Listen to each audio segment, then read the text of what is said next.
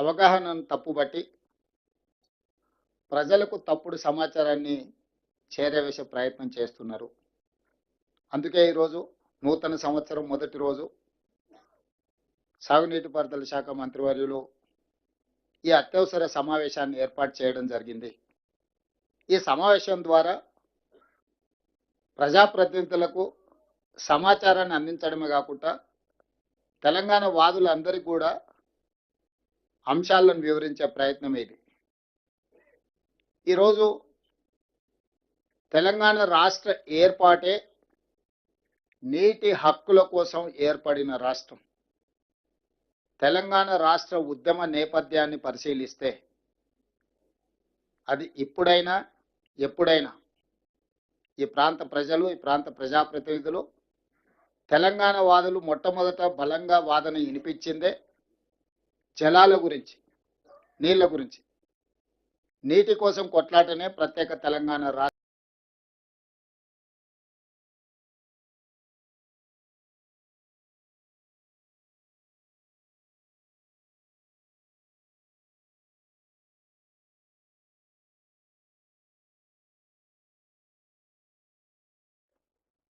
తెలంగాణ రాష్ట్రము దేశంలోనే అభివృద్ధి చెందిన మొదటి రాష్ట్రంగా, ప్రపంచానికి ఆదర్శంగా నిలబడే రాష్ట్రంగా తీర్చిదిద్దడానికి అవకాశం ఉంది.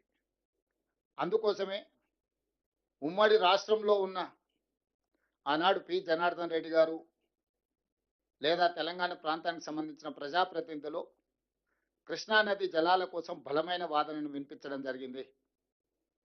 2004 నుంచి 2014 వరకు 10 సంవత్సరాలు ఉమ్మడి ఆంధ్రప్రదేశ్ పరిపాలనలో డాక్టర్ వైఎస్ రాజశేఖర రెడ్డి గారు జలయజ్ఞ ప్రాజెక్టులను ప్రారంభించి ఇరు ప్రాంతాల కృష్ణానది మీద ప్రాజెక్టుల నిర్మాణం చేపడుతున్న సందర్భంలో కూడా ఆనాడు పి జనార్దన్ రెడ్డి గారు పోతిరెడ్డి పాడు ద్వారా మనకు జరిగే నష్టాన్ని బలంగా వాదన వినిపించడం జరిగింది.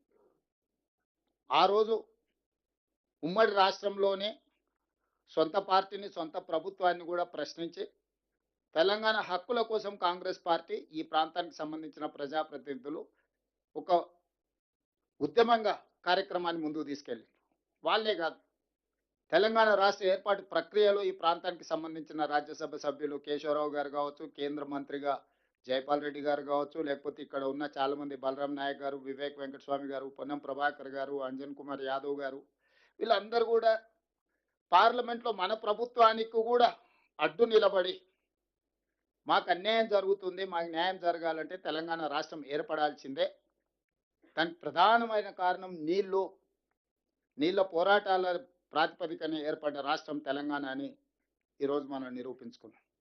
అయితే ఈరోజు జరుగుతున్న చర్చ జరిగిన తప్పిదాలను సవరించుకుంటూ ఈనాటి ప్రభుత్వం వ్యూహాత్మకంగా ఎత్తుగడతో ముందుకెళ్తున్నాం, వ్యూహాత్మకంగా వ్యవహరిస్తున్నాం. ఆర్భాటం కోసం, ప్రచారం కోసం, ప్రగల్భాల కోసం పత్రికా సమావేశాలు పెట్టి పక్క రాష్ట్రాన్ని విమర్శిస్తున్నామనే నేపథ్యంలో రాజకీయ లబ్ధి పొందాలన్న ఆలోచనతో కాకుండా ఒక స్ట్రాటజీ ప్రకారం ముందుకు వెళ్తూ మనకు కావలసిన హక్కులను సాధించుకోవడమే కాకుండా మనకు జరుగుతున్న అన్యాయాన్ని సరిదిద్దడానికి ఈరోజు ప్రయత్నం చేస్తున్నాం. దీనికి సంబంధించి చంద్రశేఖరరావు గారు, హరీష్ రావు గారు వివిధ సందర్భాలలో టీఆర్ఎస్ నాయకులు మాట్లాడుతున్న మాటలకు సంబంధించి కొంత వివరణ నేను ఇవ్వాలని, ఎందుకంటే టీవీ ఛానల్స్లో కానీ ప్రజా వేదికల మీద ప్రభుత్వం తరఫున వాదన వినిపిస్తున్న వాళ్లకు కొంత సమాచారాన్ని అందించాలి ప్రభుత్వం తరఫున అనేది మా ఆలోచన. ఈరోజు తెలంగాణ రాష్ట్రం ఏర్పడిన తర్వాత చంద్రశేఖరరావు గారు ముఖ్యమంత్రి బాధ్యత చేపట్టిన తర్వాత, ఆంధ్రప్రదేశ్కు చంద్రబాబు నాయుడు గారు ముఖ్యమంత్రిగా బాధ్యత చేపట్టిన తర్వాత నీటి పంపకాలు జరిగినాయి. అందులో ఆ రోజు విద్యాసాగర్ రావు గారు, మురళీధర్ రావు గారు సాగునీటి రంగ నిపుణులు పాల్గొన్నారని చెప్పుకున్న సమావేశంలో నికర జలాలు కృష్ణానదిలో ఇంతకుముందే లెక్కలు చూపించారు. 3 రాష్ట్రాలు మహారాష్ట్ర, కర్ణాటక, ఉమ్మడి ఆంధ్రప్రదేశ్కి 811 టీఎంసీలు, కర్ణాటకకి 734 టీఎంసీలు, మహారాష్ట్రకు 585 టీఎంసీలు, మొత్తం 2130 టీఎంసీల నీటి కేటాయింపుల్లో ఉమ్మడి ఆంధ్రప్రదేశ్కు 811 టీఎంసీలు నికరంగా కేటాయించడం జరిగింది.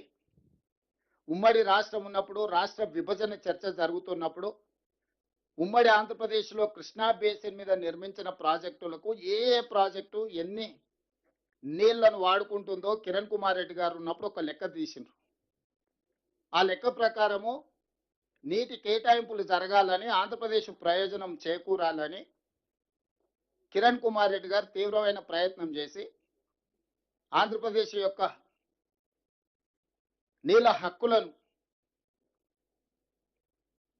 సాధించాలని కిరణ్ కుమార్ రెడ్డి గారు ఆనాడు ప్రభుత్వంలో ఒక లెక్కలు తీశారు. ఆ లెక్క ప్రకారము 512 టీఎంసీలు ఆంధ్రప్రదేశ్కు సంబంధించిన ప్రాజెక్టులకు, తెలంగాణలో నిర్వహించబడుతున్న ప్రాజెక్టులకు 299 టీఎంసీలు. ఈ లెక్క ప్రకారం వారు ఒక లెక్క తీసిండ్రు 2013లో. అంటే 34% తెలంగాణకి, 66% ఆంధ్రప్రదేశ్కి. తెలంగాణ రాష్ట్రం ఏర్పడిన తర్వాత కేంద్ర ప్రభుత్వం ఏర్పాటు చేసిన లేదా జరిగిన చర్చలలో పాల్గొన్న చంద్రశేఖరరావు గారు, హరీష్ రావు గారు ఈ 34, 66% మేము పంచుకుంటామని చెప్పి ఒప్పందం చేసుకున్నారు. మొదట 1 సంవత్సరం కోసం చేసుకుంటున్నామన్నారు. 2వ సంవత్సరం పోయి మరొక సంవత్సరానికి పొడిగించారు. 3వ సంవత్సరం పోయి మరొకసారి పొడిగించారు. ఇక 2020లో పోయి చంద్రశేఖరరావు గారు అసలే ఓపిక లేని మనిషి, పెద్దల కేశవరావు గారికి బాగా తెలుసు. ఎవడొస్తా ఊకే మళ్ళీసారి ఇక మళ్ళీ వచ్చేదే లేదు. ఆ Krishna water tribunal, Bachawat tribunal ఫైనల్గా నీటి కేటాయింపులు జరిగే వరకు ఇక మళ్ళీ వచ్చేది లేదు. ఒకటేసారి వన్స్ ఫర్ ఆల్ సంతకం పెడుతూనే ఇక 512